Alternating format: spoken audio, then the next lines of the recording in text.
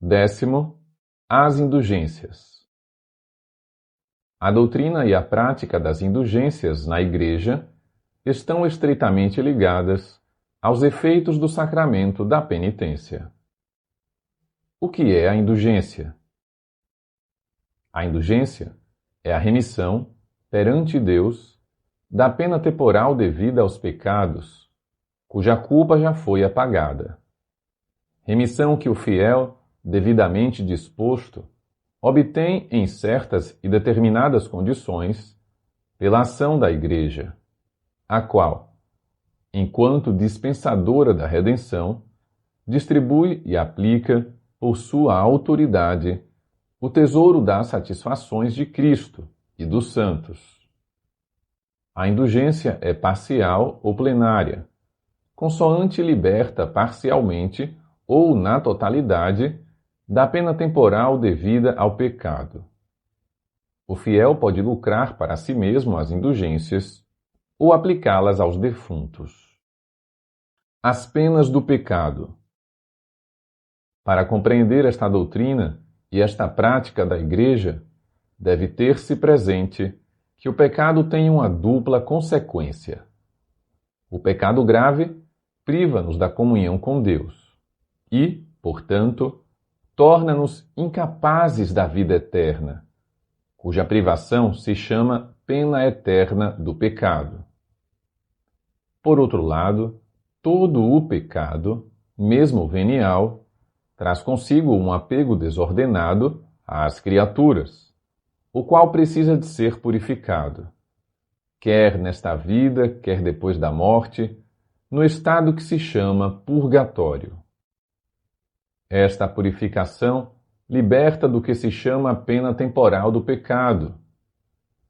Estas duas penas não devem ser consideradas como uma espécie de vingança, infligida por Deus, do exterior, mas como algo decorrente da própria natureza do pecado.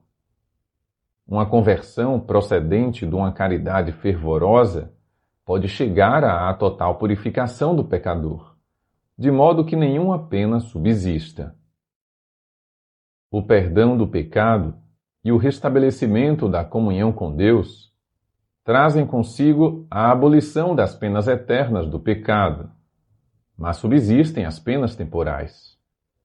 O cristão deve esforçar-se por aceitar, como uma graça, estas penas temporais do pecado, suportando pacientemente os sofrimentos e as provações de toda a espécie, e, chegada a hora, enfrentando serenamente a morte. Deve aplicar-se, através de obras de misericórdia e de caridade, bem como pela oração e pelas diferentes práticas da penitência, a despojar-se completamente do homem velho e a revestir-se do homem novo. Na comunhão dos santos. O cristão que procura purificar-se do seu pecado e santificar-se com a ajuda da graça de Deus, não se encontra só. A vida de cada um dos filhos de Deus está ligada de modo admirável em Cristo e por Cristo à vida de todos os outros irmãos cristãos, na unidade sobrenatural do corpo místico de Cristo, como que numa pessoa mística. Na comunhão dos santos, existe, portanto, entre os fiéis, os que já estão na pátria celeste, os que foram admitidos à expiação do purgatório e os que vivem ainda peregrinos na terra, um constante laço de amor e uma abundante permuta de todos os bens.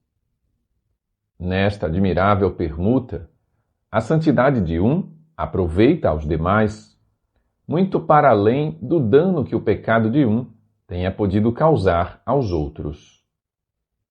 Assim, o recurso à comunhão dos santos permite ao pecador contrito ser purificado mais depressa e mais eficazmente das penas do pecado.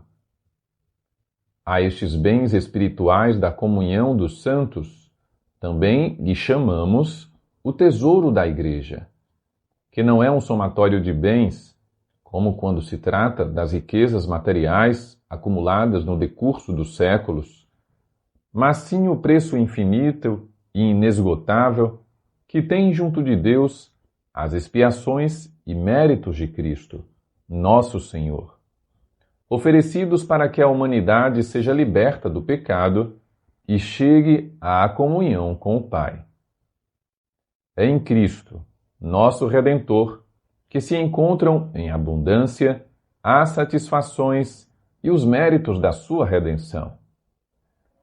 Pertencem igualmente a este tesouro o preço verdadeiramente imenso, incomensurável e sempre novo que tem, junto de Deus, as orações e boas obras da bem-aventurada Virgem Maria e de todos os santos, que se santificaram pela graça de Cristo, seguindo as suas pegadas, e que realizaram uma obra agradável ao Pai, de modo que, trabalhando pela sua própria salvação, igualmente cooperaram na salvação dos seus irmãos na unidade do corpo místico.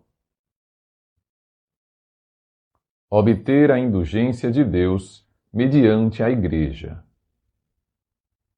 A indulgência obtém-se mediante a Igreja, que, em virtude do poder de ligar e desligar, que lhe foi concedido por Jesus Cristo, intervém a favor de um cristão e lhe abre o tesouro dos méritos de Cristo e dos santos, para obter do Pai das Misericórdias o perdão das penas temporais devidas pelos seus pecados. É assim que a Igreja não quer somente vir em ajuda deste cristão, mas também incitá-lo a obras de piedade, penitência e caridade.